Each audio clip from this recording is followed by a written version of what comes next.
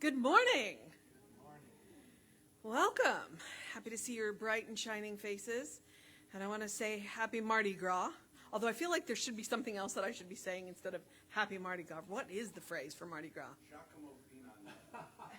Giacomo Finane. Okay. Well, Giacomo Finane. Where is our native New Orleanian? Probably crashed out asleep because she's back from her epic road. Well, we don't know that she's back from her epic road trip. So, yeah. When she realized she was going to be gone for Mardi Gras, she was like, oh. All right. Well, I'm going to invite you into the inner healing experience, which we had a month on. So hopefully you've got a little more depth going into this. But first, what I'm going to do is encourage you to take a nice, deep breath. Breathe it all the way down into your toes. And as you release the breath, relax. Take one more nice, deep breath. And as you release the breath, just set it all aside. Set it everything aside, and for a moment, be here now.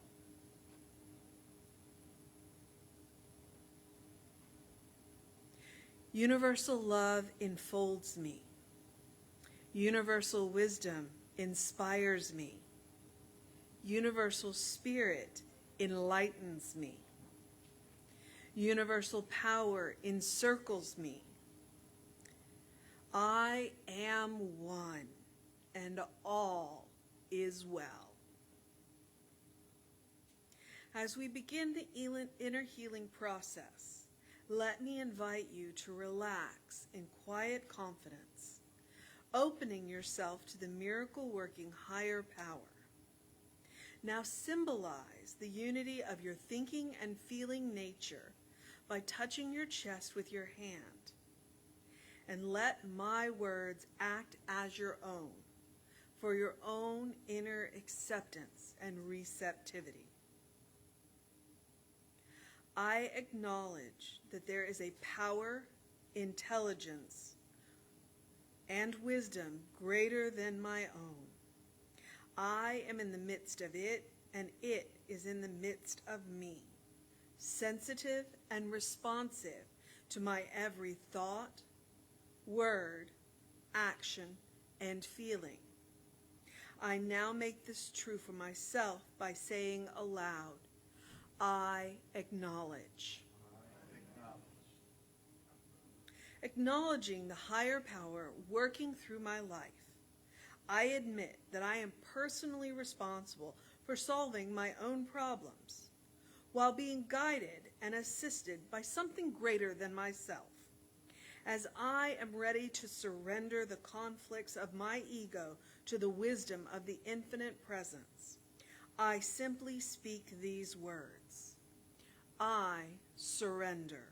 I surrender. Knowing that forgiveness is the key to unconditional love, and that the feeling of heaven, I now unconditionally forgive anyone and everyone who has ever injured me in any way, real or imagined. And I now forgive myself for all my mistaken judgments and their resulting actions. From my deepest level of understanding, now I say, I forgive.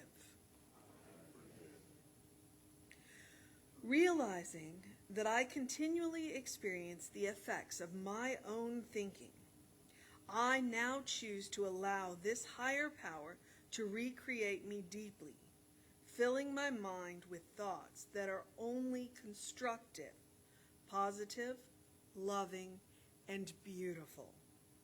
I call upon this divine inflow by stating aloud, I choose. I now center upon that one special idea that I am willing to accept as real for me in this coming week, visualizing the idea as already acted upon and brought to pass. In seeing my idea become a fact of my experience, I enjoy the happiness and peace of my thought fulfilled, and gratefully speak these words: I accept. Knowing that I have an everlasting place in the midst of the power that sustains all creation, as well as the support of all those around me, I allow myself to relax in the peace of fulfillment and gratitude and say, I release. Now, in my mind's eye, I envision the presence of someone near and dear to me. Family member, friend, mentor, someone who has touched my life in deep and loving ways. Someone who's not physically present in the room this morning. And I turn to that image in mind and say, I am grateful for the good in your life.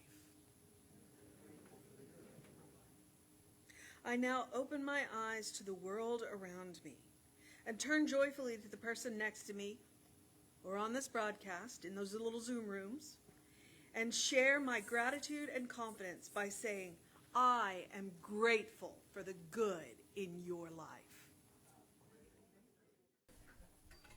Well, welcome to Creative Life. Yes, it is Mardi Gras weekend. That's a very big deal in this part of the country. It's also the beginning of Ramadan. It's also, on Wednesday, it'll be the beginning of Lent, and that's kind of what I wanted to get into today with a question of balance. And the theme for the month is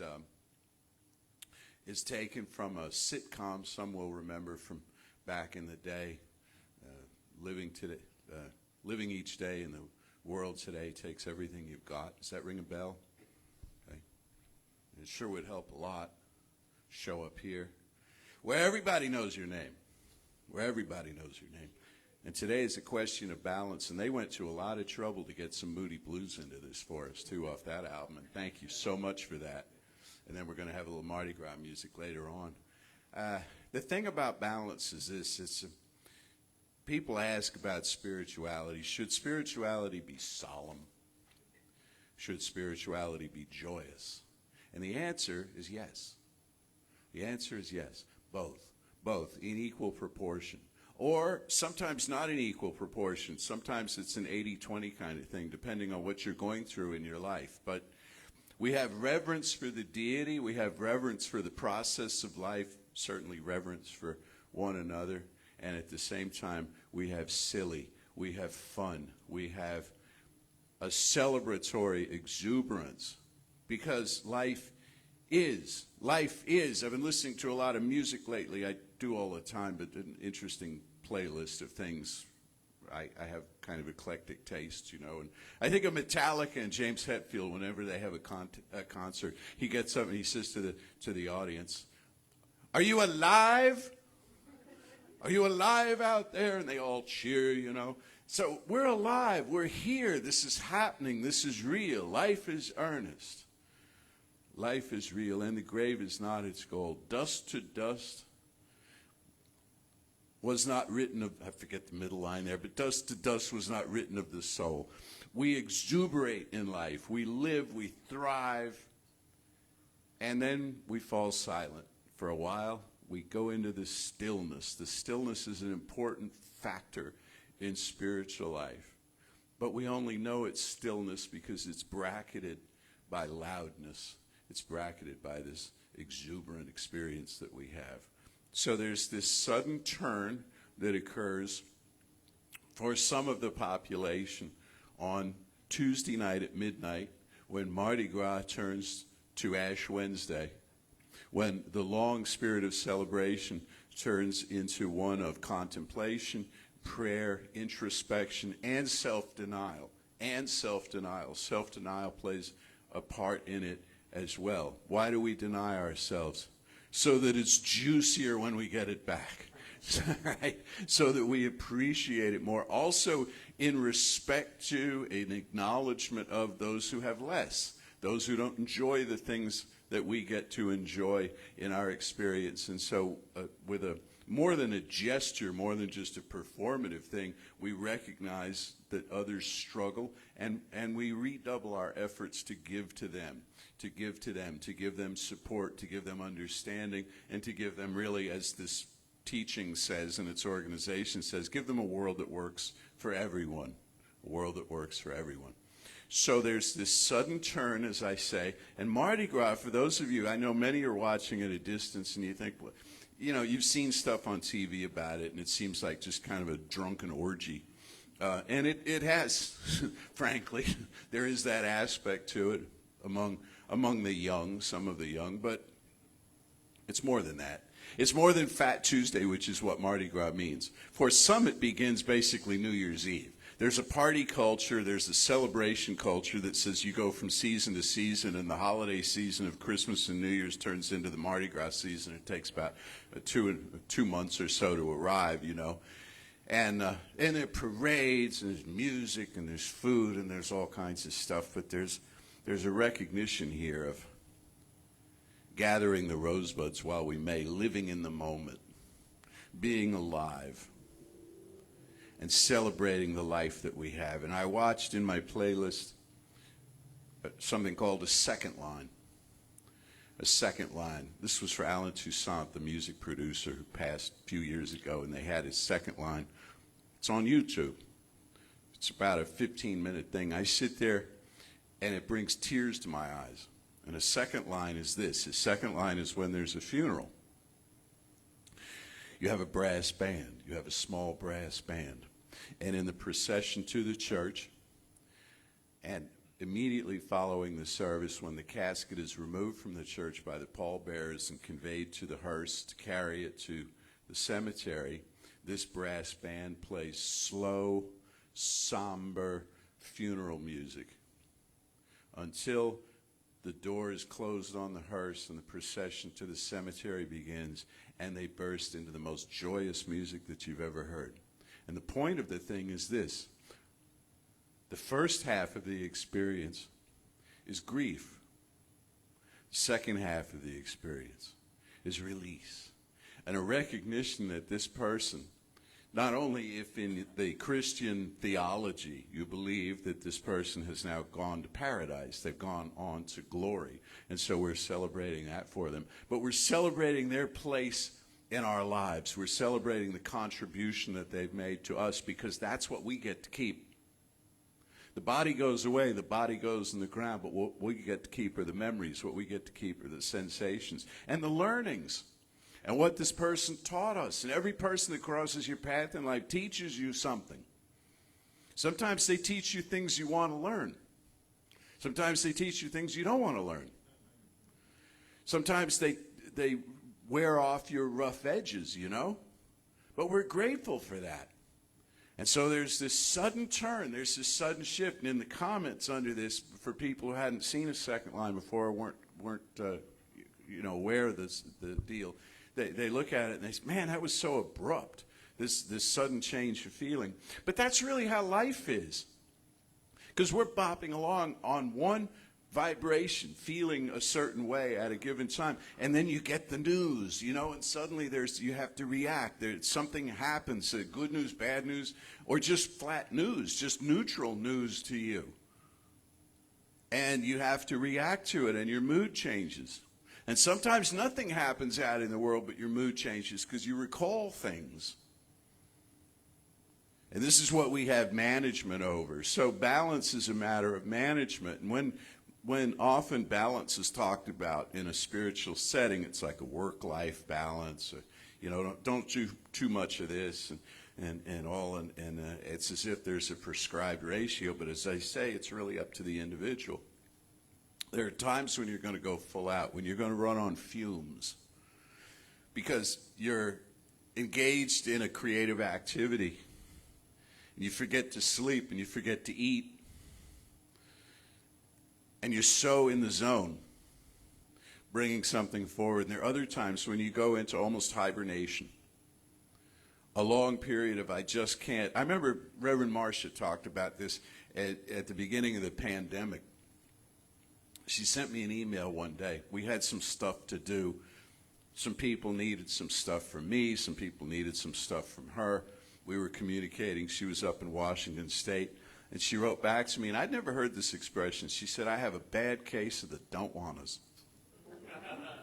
Yeah? And I said, well, you take care of yourself, and you do what you need to do about that, and we'll parcel out what you don't want to do. I mean, sometimes I can't take everything away from her, and she's got a full life that doesn't involve me. But I said, as far as your duties relative to creative life and its people, we'll parcel those out. I'll take on some of what you need to do, and others will take on some of what you need to do. And then there are other times when the shoe's completely on the other foot, and I have a case of the don't want us, but I didn't know to call them that, And she steps up, and Reverend Lisa and David and Danielle and everybody, who works at Creative Life here, our amazing practitioners and everybody, they step up and they handle it. You have this in your workplace. And you have this in your family and in your neighborhood and so on, where there's this balance, that kind of a yin-yang thing where it just sort of works. It just sort of works. And then we turn around and we question it, and we chide ourselves sometimes. Well, I should be doing more. I promise you that in the history of the universe, telling yourself that you should be doing more has never moved you into doing more. It's moved you into guilt. It's moved you perhaps into shame. It's moved you into a stubborn don't wanna, where I just don't care, and you can't make me. That's the next chapter of I don't wanna, is you can't make me. You and what army, And so guilt never works. I'm sorry, it just doesn't. I realize it fills churches worldwide, but it still doesn't work in the long run. It sounds good in the moment. God, I watch some of these evangelists on TV, and they get up and they just shame their people. They just shame their people. Or you know what they'll do is they'll say, okay, you guys are all right, but those people over there, those people in the church next door or something like that, aren't they fools? Yeah, and everybody agrees they're all foolish and stuff. And it's like, that has never worked. That never makes anybody feel better and stronger. That's a toxic viewpoint to hold. But in the moment, it kind of spikes your energy, doesn't it? It's like if you have a friend and they come to you and they tell you somebody did them wrong, well, you bow up on behalf of your friend, and you want to go settle a score with whoever it was hurt their feelings or something. It's an adrenaline rush, but not a good one. Not a good one. And you pay a price for it. So what do we do instead? We turn within. We turn within joyously. We turn within somberly. We look within ourselves. We look, what are our motives? What are our intentions? What am I trying to get out of this? What do I really want to feel in this life? And what I want to feel is, well, at home inside my skin. I want to feel at home in the universe. I want to feel like I'm surrounded by beloveds who have my back and I have theirs. And I want to be creative. I want to manifest some things that are creative. I want to leave some things behind me when I go. I want to live in the blessed memory of people who look back fondly at me and say, yeah, that was a good experience knowing that person. That's what I want. But that day is down the road. Today I want to look at things, and I want to be proud of my own creation. If I write something, I want to write it the best I can and not turn it in, I'm talking to myself now, as you can tell, not turn it in till it's ready. But look at, the painting, the music. These guys practice, these musicians. I got to give a shout out to them and somebody else too in a minute. But these musicians get up here every Sunday. And they don't just hit this stage and say, what do y'all want to do? They've rehearsed. They've prepared something special. And anymore, we've really gotten into this thing of they actually take my talk titles. They take my talk titles and they trip off on my talk titles, and I never know. And I'll sometimes play with them because I'll come up with a talk title that I think is going to lead them into a certain body of work, and it takes them somewhere entirely different. And that's how it should work. We don't know what we're all going to say. We don't know what we're all going to do. And the other shout out I wanted to give, which is, I don't know if I can make it segue into the topic today, but this is just a cool story for you. So there's a practitioner that we have that I have met exactly one time, because he lives in a far distant state. And he said, I listened to your talk on Sunday, and I transcribed it. I made a summary of it and transcribed it, and here it is. And like not every word and but he had bullet points for the thing, and it was great. And I thanked him so much, and the following week he did the same thing.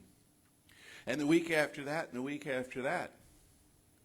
You know what I haven't asked him, and I'm sure he's watching today because he's taking it all down, but what I haven't asked him is, do you plan to do this forever? Because if you don't plan to do it forever, I need to make other plans. Because I'm getting kind of dependent on this material now, and so are other people, they tell me. And so I'm going to have to figure out how to use AI or something if he ever decides to stop doing it. But so far he hasn't, and he's been turning these things out since last May, every week. And this is David LeMaster. Would you give him a hand? Yeah. Thank you, David. Thank you, David. He put stuff in there I didn't know I'd said.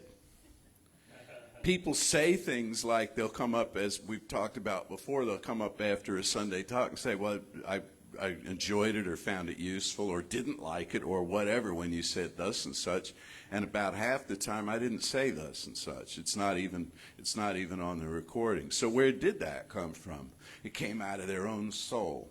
All of spirituality is subjective.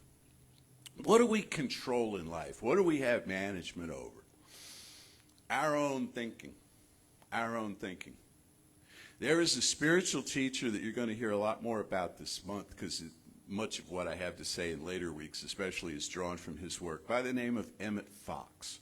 Emmet Fox, who was a divine science minister, great spiritual teacher, huge friend to the 12-step community, who ate up his work. In fact, he came out with a book called The Sermon on the Mount, which is a classic and is used informally anyway in pretty much every 12-step meeting across the planet. And in fact, there's so much so that there's a running joke about Emmet Fox wrote the Sermon on the Mount, but I thought Jesus did. So it's his interpretation of it. A few weeks ago, the Golden Key came up. It came up last fall as well. The Golden Key, the little booklet. The Golden Key to everything. It's a key, right? So it opens stuff, and it's golden, so it's precious. What is the Golden Key? 3 words. Think about God. Think about God. Whatever the problem, whatever the difficulty, whatever the obstruction, whatever the lack, think about God. That is his remedy for absolutely everything. And that can be done with solemnity, and that can be done with joy. Think about God. Think about the awesome power that made everything that is. That not only made everything that is, but is still making it. Is still making it. We think of creation as having happened eons ago, or 4,000 and some years, depending on your theology, but we think about it as being over. The planet is spinning, and we're here, and civilization is up and running, and so forth, but every act of creation is first cause recausing, first cause occurring again, manifesting something out of itself. Every time you think, or I think, we're activating and using divine power in our lives. So we manage our consciousness. We manage our own minds. He said, you will never think one thing or set of things and experience another. Experience always dovetails in with the consciousness that we manifest. So the invitation in balance is to spend as much time inwardly as outwardly. To spend as much, they talk about this in like corporate creativity and stuff, inward facing and outward facing, or in communications, inward facing is like a memo, within the company, and outward facing is your publicity to the buying public. Well, spend as much time working on the inner as expressing through the outer. It won't happen in perfect balance over the course of a day or a week or even a year, but it can over the course of a lifetime. Take the time to express, take the time to feel, thinking and feeling. They used to call that, by the way, you know how we say thought plus feeling equals belief? In the old occult literature, they called feeling desire. thought plus desire equals manifestation. The desire is the passion. The desire is the intention, but lit on fire. Lit on fire, as we're going to hear musically here in a minute, you know. So this is a time of great joy, of great celebration, and when Lent comes, if you observe Lent on Wednesday, midnight, as the energy turns, go with it. Try not to resist it. Oh, God, we hate the idea of sacrifice. We hate the idea of self-discipline. We hate the idea of self-denial because it seems intrusive. It seems like it's put on us by somebody else. But all it is just, it's low tide, man. That's all it is. You know? You got low tide one place and high tide another. It's just a flow. It's just an ebb and a flow. It's a rhythmic kind of thing. Giving and receiving, the same thing. Anytime, I tell you what, anytime over the years I've given a talk on receiving, ears perk up. Good, I get more. Anytime talk on giving. Now what? Now what am I going to be at? The truth of it is, same thing.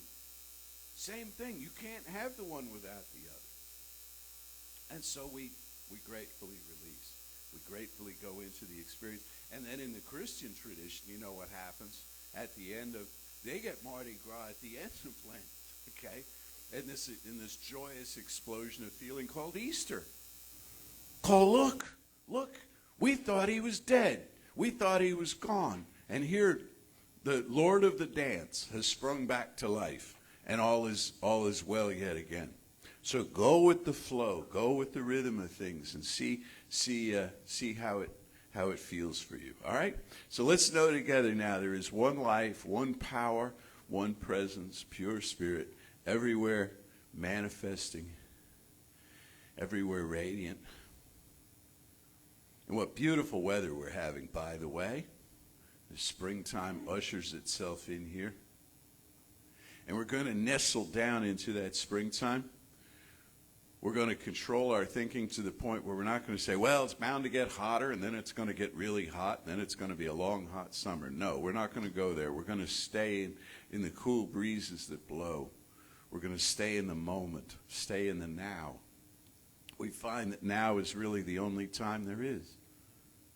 There's this now, and the next now, and tomorrow's now, and each now is the point of limitless opportunity and creative possibility. So I'm grateful for this experience, for this moment. I'm grateful for life being a carnival inside my head and heart. I'm grateful for a torchlight parade of big, expansive, beautiful ideas, sensations, memories, expectations, moving through the streets of my soul. I'm grateful for all the preparation that's gone into it. I'm grateful for the sewing of costumes, the building of floats. Grateful for the music that comes crashing out of every door into the street. And I'm grateful for the morning that dawns when all of this is swept up after and everything's put away and a stillness dawns over the land. As we move into contemplation,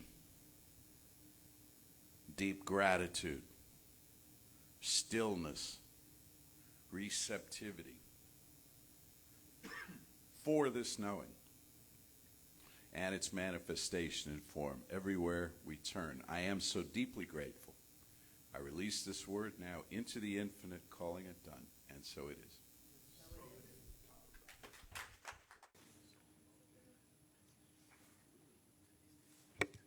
Yeah, I remember as a kid, if I had the don't want tos or whatever you want to call it, my mother would first of all threaten me with guilt, and if that didn't work, she'd threaten me with the nuns, and that did work. Trust me, the ones of you who experienced it know I'm speaking the truth. I just want to thank everybody for all you do for us. I want to thank everybody for your contributions, Please continue contributing because our goal is simply one. It's to make the world a better place, a world that works for everyone. So please take your gift in your hand, either physically or mentally, and say with me, divine love, through me, blesses and multiplies all the good I am and have, all the good I give and receive. I am prosperous now, and so it is. So please welcome Jim Canter, RSCP. Thank you, sir. Good afternoon, everyone. I center my mind on the divine, the eternal now, the now that has everything, the now that knows truth. And I am one with this as we are all one with this. And when we search for what truth is, there is only one truth. All else is false, and that truth is love. When we are not in love, we are not in truth. And so I open my heart to love. I speak for everyone here that we want love. We want more love. We want to experience love. We want to be in love. And so it is. Say with me now, something wonderful is happening through me. Something wonderful is happening through me. I feel it in my body. I feel it in my mind. I feel it in everything I am. I choose it. I trust it. I use it. And I love it. And so it is. Yeah.